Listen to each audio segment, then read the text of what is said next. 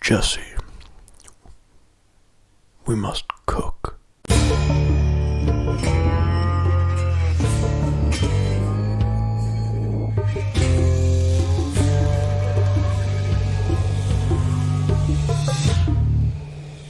Okay, I have no idea how that turned out. I'm pretty sure that was an awful impression, but anyway, today we have a ranking of one of the greatest TV shows of all time.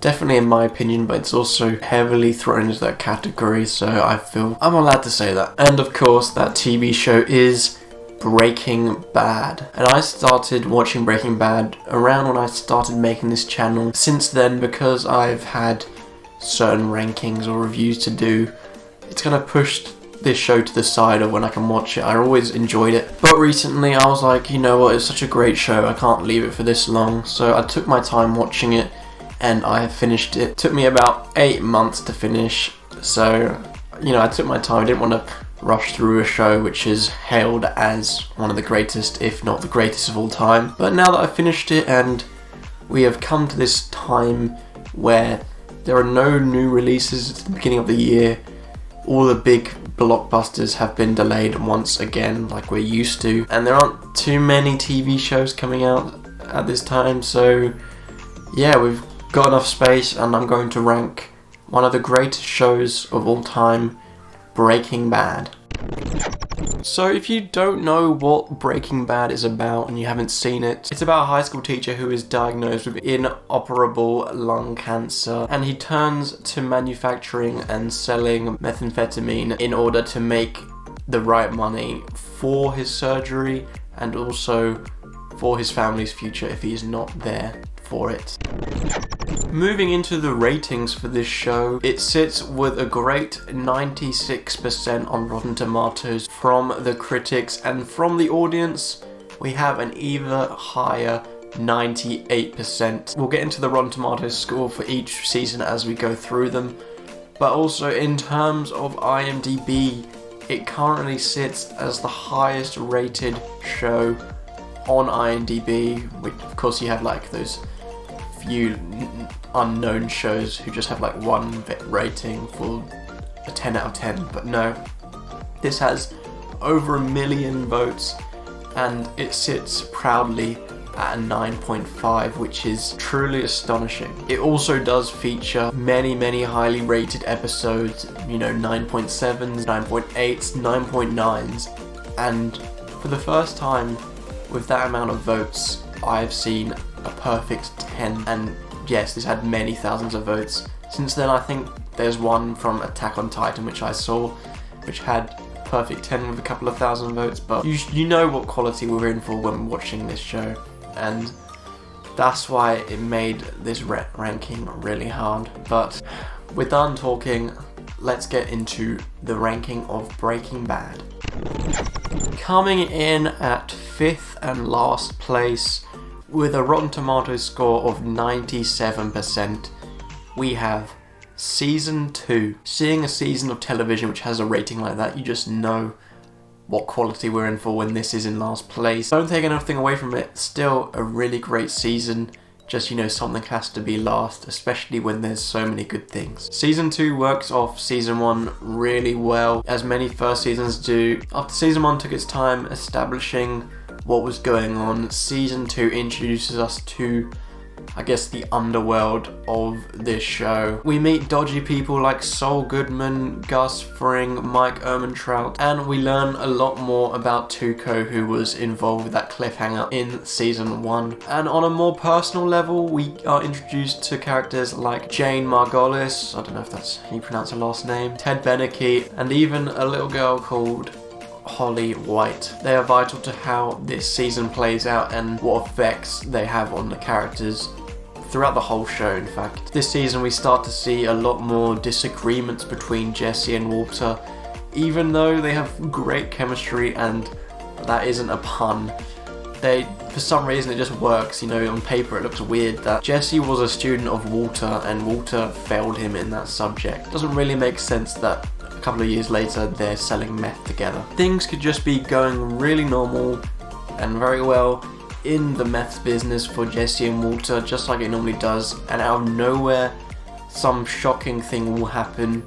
We saw a bit of that in the first season, but here we see it a lot more, and it really does show how insane Walter begins to go in this season. Not to the extent of what he's like in later seasons, but you can see that madness start to kick in. The reason this is in last place is I found it really slow at the beginning. Still very entertaining, but compared to what happens in other seasons, it didn't really have that urgency about it. But nonetheless, it's still a great season of television, which I thoroughly enjoyed. In terms of rating for season 2, I have it on my score sheet as an 89%.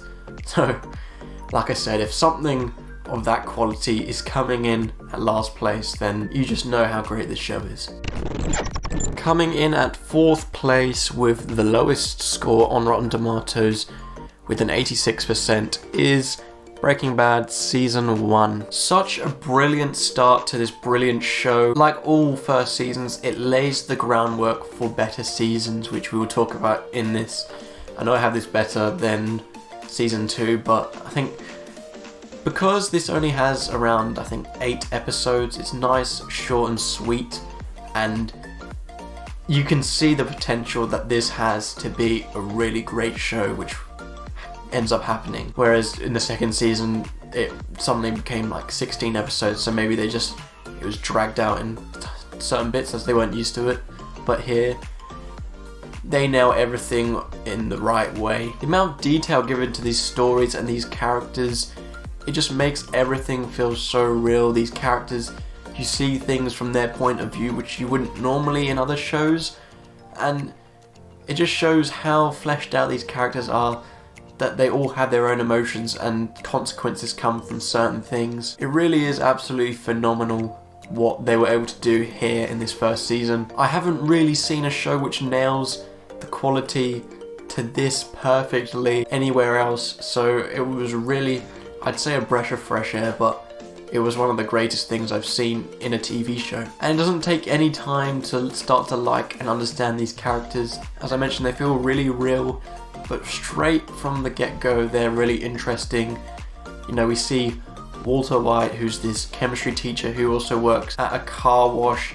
You know, he isn't in the best financial state, but he is very, very intelligent in terms of chemistry. And just because life didn't treat him how he would have liked, you know, he's diagnosed with cancer, he's not in the best job for what his intelligence would argue. This sets him down this path of selling and cooking meth, which by the end of the show, the whole idea is kind of flipped on its head as he is in an industry which pays well, where he is respected, he has all the freedom in the world to use his intelligence, and it's just a really fascinating way of telling a story. By the end of season 1, he is a completely different person to what he started as, but he still has a long way to come from what we see in other seasons. Foundations are set perfectly here, and the rest of the show knocks it out of the park. Even though I have season 2 worse than this one, it's still considered a masterpiece in what it was able to do, so yeah. It all started here, especially with interesting things like how obviously Walter's going into the meth business and he has a brother-in-law who works at the DEA. You can just kind of sense that, damn, one day in the future they're probably going to collide, and because you see how good of a relationship they have, you can't really brace yourself for that to happen, so you're kind of hoping that doesn't happen, as it would be quite heartbreaking. But in terms of score for this season, I have it one better than season 2, and I'm going to give it a 90%. Coming in at 3rd place with an amazing 100% on Rotten Tomatoes is season 3. This is where the show really establishes itself. I mentioned season 1, you could see the potential there. Season 2 kind of carried that into places where it could set up for those great things to happen, as well as great things happening in those seasons, but this is where things go down. Jesse and Walt now work for Gus Fring in this mega empire of meth dealing, and although they work for Gus, you can see that little trust that they have in each other. They always have one eye open when they're asleep in terms of seeing what they might be up to. You know, Gus doesn't really want them around as things go on, but he needs them so he can put up with it. All of those nerve-wracking moments are present here, and they are on different levels to what we had experienced in the first 2 seasons.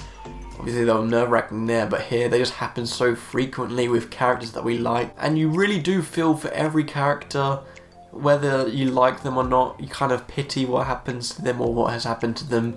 And although I knew it, this is where it fully settled in that this show had done an amazing thing of making us really want to root for the villain, who is obviously Walter White and Jesse.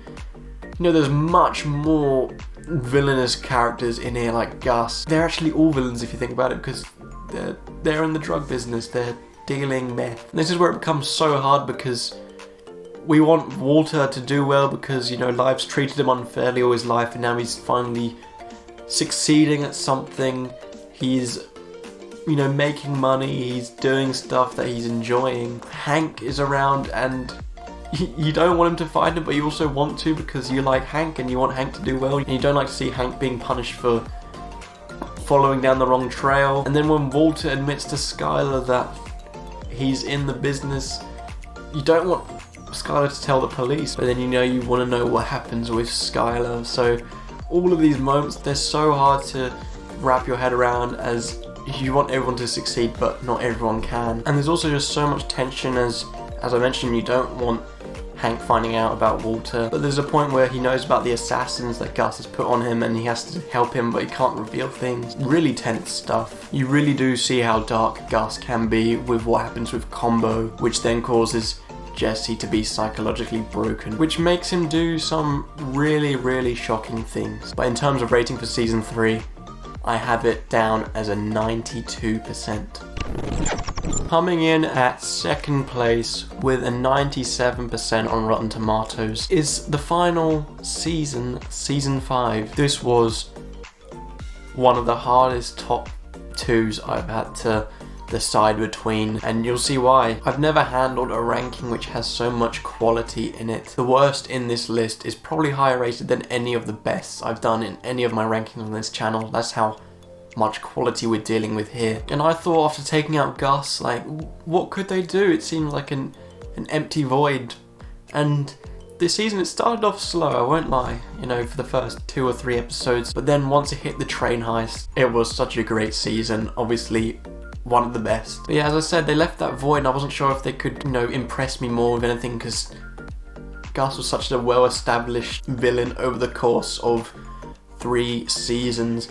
And I was like, how can they make some kind of new evil within 1 season? And they managed to. I mentioned the train heist. They did that with a new guy called Todd, who just comes across as this nice guy who's trying to impress Walter and Jesse, until he goes and murders a child just because he saw them in their line of criminal activity, who probably didn't even know what they were doing, but he didn't hesitate to pull the trigger on him, which then made them have to burn his body in acid. That was such a shocking moment, and I didn't believe how many shocking moments were in this season. If killing Gus doesn't point to Walter being insane by that point, then wait till you see this season, because he's at his most insane. After killing Gus, you know, he's free now. He can stop being in the business, he can go enjoy life, but Walter's obsessed. You know, he's good at this business. He makes a lot of money, even too much money, where it's hard to hide it and to launder it through their car wash. But he's obsessed, he's gone really insane, he must continue. And that is kind of his downfall, his obsession with how good he is at it and his money. It leads to his downfall because he's blinded by that and his ego, and is led into a trap by when Jesse works with the DEA and Hank, which then, of course, Walter hires a hit on Jesse, who tracks him there and ends up killing Walter's brother-in-law, Hank, which was a really heart-wrenching moment, as he was a fan favourite. Keeping on the topic of Hank, as I mentioned in season 1, as soon as I saw what job he was in, I knew he was going to find out sometime about Walter, but just the way he does, it's in such an unexpected way while he's just on the toilet, caught me off guard, and it just led to that moment I said I feared, seeing them two broken apart and what effects that has on everyone, including their family. Just shows how vulnerable Walter goes when it comes to his money, how even though his intentions were to give it to his family, he ends up losing his family in the process as he goes insane and kidnaps his own daughter, which all leads to a really satisfying ending. Jesse escapes from being imprisoned and goes on the run. We don't find out what happens there. We do in the El Camino movie, which I watched recently, but the ending is satisfying as it ends both Walter White and Heisenberg's story in the best way possible. Quite the downfall where they both die. So it was really, really hard to have this one in second place. It was such a great season. I just think I enjoyed first place a bit more. But in terms of the score for season 5 of Breaking Bad, I'm going to give it a 95%. So you can see how I'm not annoyed, but how surprised I am that something with this rating isn't in first place. So that means coming in at first place with 100% on Rotten Tomatoes is season 4.